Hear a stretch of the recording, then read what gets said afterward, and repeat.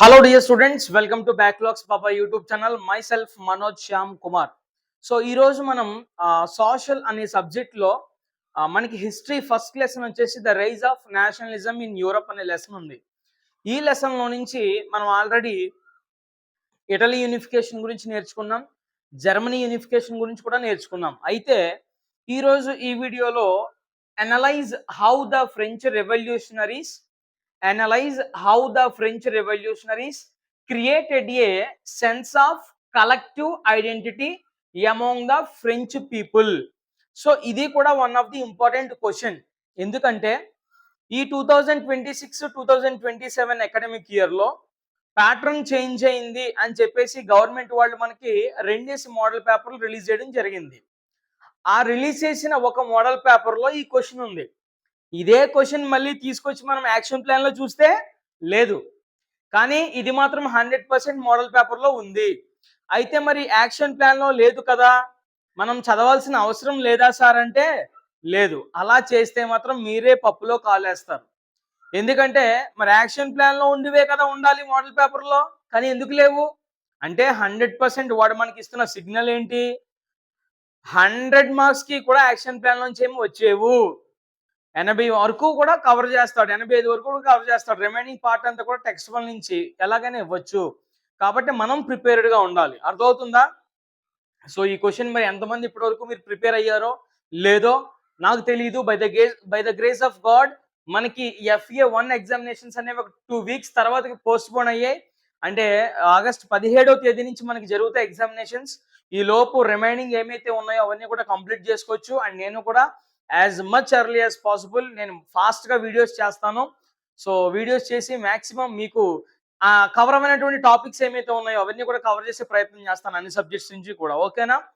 So ఈరోజు మనం ఈ క్వశ్చన్ చూద్దాం. చాలా జాగ్రత్తగా వినాలి మీరు. నేను మిమ్మల్ని ముందు సబ్స్క్రైబ్ చేయమని అడగను. సో ఫస్ట్ ఎక్స్ప్లెనేషన్ వినేసేయండి పూర్తిగా. ఎక్స్ప్లెనేషన్ మీకు నచ్చితేనే సబ్స్క్రైబ్ చేయండి, నచ్చకపోతే సబ్స్క్రైబ్ చేయొద్దు. ఓకే? ఎక్స్ప్లెనేషన్ పూర్తిగా వినిన తర్వాత మీకు నచ్చితేనే లైక్ కొట్టండి వీడియోని, నచ్చకపోతే లైక్ కొట్టొద్దు. ఓకే? తర్వాత హై పాయింట్స్ కూడా మీకు నచ్చితేనే ఇవ్వండి. అండ్ కమెంట్స్ ఏమైతే ఉన్నాయో పర్టికులర్గా ఈ టాపిక్ నుంచి మీకు ఏదైనా డౌట్ ఉంటే ఖచ్చితంగా అడగొచ్చు. లేదంటే నేను మధ్యలో ఏదైనా క్వశ్చన్స్ అడుగుతున్నప్పుడు ఆ క్వశ్చన్స్కి మీరు ఆన్సర్ కమెంట్ చేయొచ్చు. లేదా మీరు నాతో ఏమైనా మాట్లాడాలి అనుకుంటే కనుక ఖచ్చితంగా మీరు కమెంట్ చేయొచ్చు. లేదా ఈ వీడియో ఎలా ఉంది సార్, చాలా బాగా చెప్పారు, సో ఎక్స్ప్లెనేషన్ పైన మీ ఫీడ్బ్యాక్ ఏంటి, ఖచ్చితంగా కమెంట్ చేయొచ్చు. ప్రతి ఒక్కరి కామెంట్కి నేను 100% రిప్లై ఇస్తాను, ఇచ్చి తీరుతాను. కాబట్టి మీరు కమెంట్ పెట్టండి, రిప్లై ఇవ్వకపోతే అడగండి నెక్స్ట్ వీడియోలో. ఓకేనా? సో ఇక్కడ క్వశ్చన్కి వెళ్ళిపోతున్నాను. అసలు ఫ్రెంచ్ రెవల్యూషన్ ఎప్పుడు జరిగింది సార్? ఫ్రెంచ్ రెవల్యూషన్ అనేది సింపుల్ కోడ్ 1789. ఓకే, 1 వేసుకుంటాం, తర్వాత 7, 8, 9 అంతే. వరుస నెంబర్లు, 3 వరుస నెంబర్లు. 1789 1789లో మనకి ఫ్రెంచ్ రెవల్యూషన్ జరిగింది. సో ఫ్రెంచ్ రెవల్యూషన్ అంటే ఫ్రాన్స్ లో జరిగింది. ఫ్రాన్స్ యొక్క క్యాపిటల్ ప్యారిస్. ఓకేనా? సో ఈ ఫ్రెంచ్ రెవల్యూషన్ అయిపోయిన తర్వాత అక్కడ మొనార్కీ రూల్ అనేది ఏమీ లేదు. ఇక మొనార్కీ రూల్ పోయింది మొత్తం అంతా కూడా. మొనార్కీ రూల్ అంటే ఏంటన్నా, కింగ్స్ రూల్, రాజులు పరిపాలించే ఆ విధానాన్ని మొనార్కీ రూల్ అంటాం మనం. సో ఆ మొనార్కీ రూల్ ఫ్రెంచ్ రెవల్యూషన్ తర్వాత పోయింది. పోయిన తర్వాత ఎవరు వచ్చారు అక్కడికి? French revolutionaries.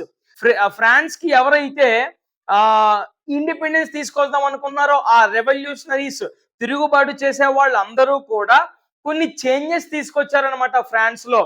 ప్రజలందరినీ ఏకం చేయడం కోసం, కలెక్టివ్ ఐడియాస్ అంటే ప్రజలందరినీ ఏకత్రాటి మీదకి తీసుకురావడం కోసం, ప్రజలందరికీ సమాన హక్కులు ఇస్తూ కొన్ని మార్పులు అయితే చేయడం జరిగింది ఈ ఫ్రెంచ్ రెవల్యూషనరీస్ అందరూ కూడా.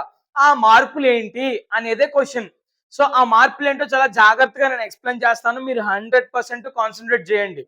మీరు ఇది పూర్తిగా వినిన తర్వాత ఎగ్జామినేషన్లో ఇలాగే రాసినా పర్వాలేదు, లేదా సార్ కొంచెం ప్రొఫెషనలిజంగా ఎగ్జామ్లో ఎలా రాయాలి మాకు చెప్పండి అంటే ఖచ్చితంగా నేను డిస్క్రిప్షన్లో దీని ఆన్సర్ కూడా నేను పోస్ట్ చేస్తాను. ఓకేనా? ట్రస్ట్ మీ, ఇది మీరు వినిన తర్వాత మీరు చదవాల్సిన అవసరం కూడా లేదు, మీరు ఓన్గా రాసేయచ్చు. ఓకే, జాగ్రత్తగా వినండి. ఫస్ట్ పాయింట్ ఏంటో ఒక్కసారి జాగ్రత్తగా వినండి. The French revolutionaries introduced. So French revolutionaries first గా ఏం ఇంట్రడ్యూస్ చేశారంట? లా ప్యాట్రీ అనే ఒక సిస్టమ్ ని ఇంట్రడ్యూస్ చేశారు. లా ప్యాట్రీ అనే ఒక సిస్టమ్ ని ఇంట్రడ్యూస్ చేశారు. లా ప్యాట్రీ అంటే ఏంటి సార్? లా ప్యాట్రీ అంటే చాలా జాగ్రత్తగా వినాలి, బిట్స్ లో అడిగే అవకాశం ఉంది. లా ప్యాట్రీ అంటే ఫాదర్ ల్యాండ్ అండి. లా ప్యాట్రీ అంటే ఫాదర్ ల్యాండ్. లా ప్యాట్రీ అనే సిస్టమ్ తర్వాత వీళ్ళు ఇమీడియట్ గా లీ సైటోయన్ అనే కాన్సెప్ట్ ని కూడా తీసుకొచ్చారు. లీ సైటోయన్ అంటే ఏంటి సార్? సిటిజన్, పౌరుడు, సిటిజన్. ఓకేనా? లా ప్యాట్రీ అంటే ఏంటి? Father land. లీ సైటోయన్ అంటే ఏంటి? సిటిజన్. ఈ రెండు కూడా ఎవరు ఇంట్రడ్యూస్ చేశారు? ఫ్రెంచ్ రెవల్యూషనరీస్ ఇంట్రడ్యూస్ చేశారు. ఎవరు ఇంట్రడ్యూస్ చేశారండి? ఫ్రెంచ్ రెవల్యూషనరీస్ ఇంట్రడ్యూస్ చేశారు. ఇప్పుడు లా ప్యాట్రీ అంటే ఏంటని అడుగుతాడు మీ బిట్లో. ఆన్సర్ ఏం పెట్టాలి? Father land. లీ సైటోయన్ అంటే ఏంటని అడుగుతాడు, అప్పుడు మీరు సిటిజన్ అని పెట్టాలి. యాక్చువల్ గా లా ప్యాట్రీ అంటే ప్రతి ఒక్కరూ వాళ్ళ కంట్రీస్ ని, every one should love there country, ప్రతి ఒక్కరూ వాళ్ళుండే దేశాన్ని వాళ్ళు ప్రేమించాలి అన్న ఉద్దేశంతోనే, అది పెంపొందించడం కోసమే ఈ లా ప్యాట్రీ అనే సిస్టమ్ ని తీసుకొచ్చారు ఫ్రెంచ్ రెవల్యూషనరీస్. మరి లీ సైటోన్ ఎందుకు తీసుకొచ్చారు సార్? లీ సైటోన్ అంటే సిటిజన్. సో అందరూ కూడా సిటిజన్సే. So every one has their equal rights, every one are equal before law. చట్టం ముందు అందరూ సమానమే, చట్టం ఎవడికి చుట్టం కాదు అని చెప్పడం కోసం ఈ ఫ్రెంచ్ రెవల్యూషనరీస్ లీ సైటోయన్ అనే కాన్సెప్ట్ ని తీసుకురావడం జరిగింది. సో ఫ్రెంచ్ రెవల్యూషనరీస్ ఫస్ట్ గా తెచ్చిన కాన్సెప్ట్ ఏంటన్నా? La patrie and le citoyen. La patrie means fatherland, le citoyen means citizen. ఓకేనా? సో క్లారిటీ వచ్చిందా? ఫస్ట్ గా అది తీసుకొచ్చారు వాళ్ళు. ఇంకేం చేశారు సార్ ఫ్రెంచ్ రెవల్యూషనరీస్? ఫ్రాన్స్ లో ఇంకేం మార్పులు తీసుకొచ్చారు సార్ ప్రజలందరినీ యూనిటీ చేయడానికి? చూద్దాం. రెండోది, they adopted the French tricolour, French tricolour as the national flag, replacing royal flag. So monarchy టైంలో ఫ్రాన్స్ లో రాయల్ ఫ్లాగ్ అనేది ఉండేదండి. Royal flag is nothing but king's flag. Royal flag is nothing but king's flag. రాజుల కాలంలో రాజుల యొక్క జెండాయే ఉండేది, దాన్నే రాయల్ ఫ్లాగ్ అన్నాం. ఎప్పుడైతే ఈ ఫ్రెంచ్ రెవల్యూషనరీస్ వచ్చారో, ఈ రెవల్యూషనరీస్ ఈ రాయల్ ఫ్లాగ్ ని తీసేసి వాళ్ళు ఒక ట్రై కలర్ ఫ్లాగ్ ని నేషనల్ ఫ్లాగ్ గా, ఫ్రాన్స్ యొక్క నేషనల్ ఫ్లాగ్ గా వాళ్ళు అడాప్ట్ చేసుకోవడము జరిగింది. సో ట్రై కలర్ అంటే త్రివర్ణం, అంటే మూడు రంగులు ఉంటాయి. BWR. బి అంటే బ్లూ, డబ్ల్యూ అంటే వైట్, ఆర్ అంటే రెడ్. ఈ కలర్స్ కలిగినటువంటి ఫ్లాగ్ ని వీళ్ళు ఇంట్రడ్యూస్ చేశారు సార్. దేనికి లాగా? నేషనల్ ఫ్లాగ్ లా అనమాట. సో దేన్ని తీసేసి? రాయల్ ఫ్లాగ్ ని తీసేసి. అందుకని ఇక్కడ రాశాను, they adopted the French tricolour as the national flag, replacing. దేన్ని రిప్లేస్ చేస్తూ నేషనల్ ఫ్లాగ్ ని తీసుకొచ్చారు? రాయల్ ఫ్లాగ్ ని రిప్లేస్ చేస్తూ. అర్థమైందా? ఫస్ట్ ఫ్రెంచ్ రెవల్యూషనరీస్ వచ్చారు, లా ప్యాట్రీ అనే సిస్టమ్ తీసుకొచ్చారు. లా ప్యాట్రీ అంటే ఫాదర్ ల్యాండ్. రెండో సిస్టమ్ లీ సైటోయన్ అంటే సిటిజన్. ఫాదర్ ల్యాండ్ అంటే లా ప్యాట్రీ అంటే every one should love there country, ప్రతి ఒక్కరూ వారి యొక్క దేశాన్ని ప్రేమించాలి అనే ముఖ్య ఉద్దేశమే లా ప్యాట్రీ యొక్క ముఖ్య ఉద్దేశం. లీ సైటోయన్ అంటే ఏంటి సార్?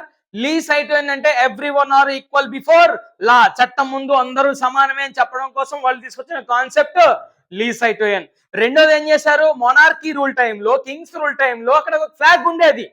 ఆ ఫ్లాగ్ పేరే royal flag. Royal flag is nothing but king's flag, రాజుల ఫ్లాగ్ అనమాట అది.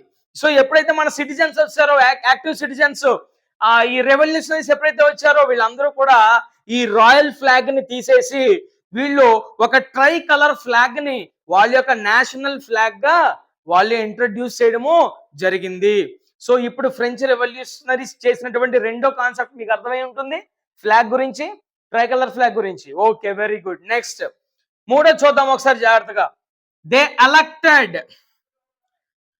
elected the Estates General by the body of active citizens and renamed it national assembly. So ఇక్కడ కింగ్స్ టైంలో, ఇక్కడ కూడా మోనార్కీ టైంలో అసెంబ్లీ ఉండేది, అప్పుడు ఉండేది, after monarchy rule French revolution తర్వాత కూడా ఉండింది. అయితే మోనార్కీ రూల్ టైంలో అక్కడ అసెంబ్లీ పేరు ఏంటంటే ఎస్టేట్స్ జనరల్ లేదా జనరల్ ఎస్టేట్స్, ఎలా అయినా పిలవచ్చు మనం. ఎస్టేట్స్ జనరల్ అనొచ్చు లేదా జనరల్ ఎస్టేట్స్ అనొచ్చు. సో ఈ జనరల్ ఎస్టేట్స్ గా ఉన్నటువంటి లేదా ఎస్టేట్స్ జనరల్ గా ఉన్నటువంటి ఈ అసెంబ్లీ పేరును యాక్టివ్ సిటిజన్స్ ఎప్పుడైతే వచ్చారో, దట్ మీన్స్ రెవల్యూషనరీస్ ఎప్పుడైతే వచ్చారో, దాన్ని ఎలా రీనేమ్ చేశారంట, ఇదిగో రీనేమ్డ్, దాని పేరు మార్చేశారంట. ఎలాగా? నేషనల్ అసెంబ్లీగా పేరు మార్చేశారు. ఫస్ట్ కాన్సెప్ట్ లాపాట్రీ లీసైటోయన్ తీసుకొచ్చారు. రెండోది ట్రై కలర్ ఫ్లాగ్ ని తీసుకొచ్చారు వాళ్ళ నేషనల్ ఫ్లాగ్ గా. దేన్ని పక్కన పెట్టేసి? రాయల్ ఫ్లాగ్ ని పక్కన పెట్టేసి. అప్పుడు కింగ్స్ రూల్ టైంలో జనరల్ ఎస్టేట్స్ లేదా ఎస్టేట్స్ జనరల్ అనేది వీరికి అసెంబ్లీగా ఉండేది. సో దాని పేరు మార్చేశారు. ఎలా మార్చారు? National assembly, national assembly. So next point ఏంటో చూద్దాం ఒకసారి. They composed national hymns. So national hymns, hymns is nothing but songs అండి. సో నేషనల్ సాంగ్స్ ని రాశారు కొత్తగా. మరి ఫ్రెంచ్ రెవల్యూషన్ అయింది, కొత్తగా ఫ్రాన్స్ అంతా ఏర్పడింది, కాబట్టి మరి నేషనల్ సాంగ్స్ రాసుకోవాలి కదా. Yes, they compose national songs. ఈ రెవల్యూషనరీస్ ఎవరైతే ఉన్నారో వాళ్ళు నేషనల్ సాంగ్స్ కంపోజ్ చేయడం మొదలు పెట్టారు. అండ్ టుక్ ఓత్స్, వాళ్ళు ప్రామిస్, ఓత్ అంటే ఏంటి? ప్రామిస్, ప్రతిజ్ఞ తీసుకోవడం కూడా స్టార్ట్ చేశారు. మనం కూడా మన భారతదేశంలో ప్రతిజ్ఞ తీసుకుంటాం, భారతదేశం నా మాతృభూమి, భారతీయులందరూ నా సహోదరులు అని చెప్పేసి మనం కూడా తీసుకుంటాం కదా. So India is my country అని చెప్పేసి, all Indians are my brothers and sisters, ఇలాగైతే మనం ఎలాగైతే ఈ ప్రతిజ్ఞలు చెప్తున్నామో, ప్రామిస్ చెప్తున్నామో, వాళ్ళు కూడా టుక్ ఓత్స్, వాళ్ళు కూడా ప్రామిస్లు తీసుకునేవారు. ఎవరు? రెవల్యూషనరీస్. అంటే వాళ్ళు ఇంట్రడ్యూస్ చేశారు కొత్తగా. సో ఫస్ట్ ఏంటి? నేషనల్ హిమ్స్ రాశారు, songs, took oaths and honoured martyrs. Martyrs అంటే దేశం కోసం ఎవరైతే ప్రాణాలు త్యాగం చేశారో, దేశం కోసం ఎవరైతే ప్రాణాలు అర్పించారో వాళ్ళని మనం మార్టియర్స్ అంటాం. సో ఈ ఫ్రెంచ్ రెవల్యూషనరీస్ వచ్చిన తర్వాత ఎవరైతే దేశం కోసం ప్రాణాలు అర్పించారో వాళ్ళని ఒక క్షణం జ్ఞాపకం చేసుకునే కాన్సెప్ట్ ని కూడా వాళ్ళు తీసుకురావడం జరిగింది. In the name of nation. అర్థమైందా? అర్థం కాలేదా? So national hymns, took oaths and honoured martyrs. Fifth point అండి. They established a centralised administrative system and introduced uniform laws for all. So అప్పటి వరకు యూనిఫామ్ లాస్ ఉండేవి కాదు.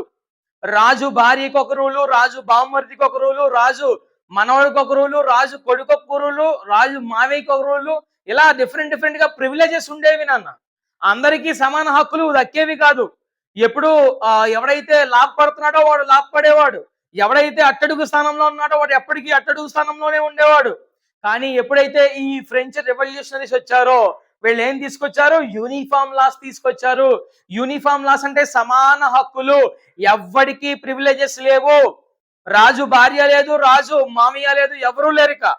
అందరూ చట్టం ముందు సమానమే, ప్రతి ఒక్కరికి యూనిఫామ్ లాస్ ఉండాలి అని చెప్పేసి వీళ్ళు యూనిఫామ్ లాస్ ని కూడా తీసుకురావడము జరిగింది. Citizens within the French territory, French టెరిటరీలో ఉండే ప్రతి ఒక్కరికి కూడా యూనిఫామ్ లాస్ ఉండాలని చెప్పేసి ఈ ఫ్రెంచ్ రెవల్యూషనరీస్ కాన్సెప్ట్ ని తీసుకురావడం జరిగింది. ఇక లాస్ట్ పాయింట్ చూడండి ఒకసారి జాగ్రత్తగా. They abolished internal customs duties and introduced uniform weights and measures. So దేశాల సరిహద్దుల్లో గొడవలంతా కూడా తీసేసి వీళ్ళు యూనిఫామ్ వెయిట్స్, సో అక్కడ ఒక వెయిట్, ఇక్కడ ఒక వెయిట్, అక్కడ ఒక మెజర్స్, ఇక్కడ ఒక మెజర్స్, అలా ఉండేవి అప్పట్లో. సో ఒకే దేశం, అందులోని డిఫరెంట్ మెజర్స్ ఉండేవి. అక్కడ ఒక కొలత, ఇక్కడ ఒక కొలత, అక్కడ ఒక వెయిట్, ఇక్కడ ఒక వెయిట్. సో అలా ఉండకూడదని చెప్పేసి వీళ్ళందరూ ఏం చేశారు? యూనిఫామ్ వెయిట్స్, యూనిఫామ్ మెజర్స్ తీసుకొచ్చారు. And promoted French as the common national language. French అంతా ఒకటే, ఫ్రెంచ్ లో మళ్ళీ డివిజన్స్ లేవు అని వీళ్ళు సూచించడం కోసం యూనిఫామ్ వెయిట్స్, యూనిఫామ్ మెజర్స్ తీసుకురావడం జరిగింది. సో ఇవి ఫ్రెంచ్ రెవల్యూషనరీస్ వచ్చిన తర్వాత జరిగినటువంటి మార్పులన్నీ కూడా. ఫస్ట్ది లాపాట్రీ తీసుకొచ్చారు, తర్వాత లీసైటోయన్, తర్వాత రాయల్ ఫ్లాగ్ ని తీసేసి వాళ్ళ నేషనల్ ఫ్లాగ్ ట్రై కలర్ గా తెచ్చుకున్నారు. జనరల్ ఎస్టేట్స్ ని తీసేసి నేషనల్ అసెంబ్లీగా మార్చారు. కొత్త నేషనల్ సాంగ్స్ పాడారు, ఓట్స్ తీసుకున్నారు అండ్ మ్యాట్రియస్ ని హానర్ చేశారు. తర్వాత మొత్తం ఫ్రెంచ్ టెరిటరీలో ఉన్న అందరికీ కూడా యూనిఫార్మ్ లాస్ వర్తించేలా చేశారు. ఇక లాస్ట్‌కి యూనిఫార్మ్ వెయిట్స్, యూనిఫార్మ్ మెజర్స్ కూడా వాళ్ళు తీసుకురావడం జరిగింది. ఇది ఈ క్వెషన్ యొక్క ఆన్సర్ అండ్ ఈ క్వెషన్ యొక్క కాన్సెప్ట్. ఐ హోప్ మీ అందరికి అర్థమైంది అనుకుంటా నేను. సో, ఖచ్చితంగా నోట్ చేసుకోండి. ఇప్పుడు మీకు నచ్చితే, మీకు అర్థమైతే సబ్స్క్రైబ్ చేయండి మన ఛానెల్‌ని. లైక్ చేయండి, కమెంట్ చేయండి. ఓకేనా? మరొక వీడియోతో ఖచ్చితంగా మళ్ళీ మీ ముందుకొస్తా. Until then keep smiling always. Take care.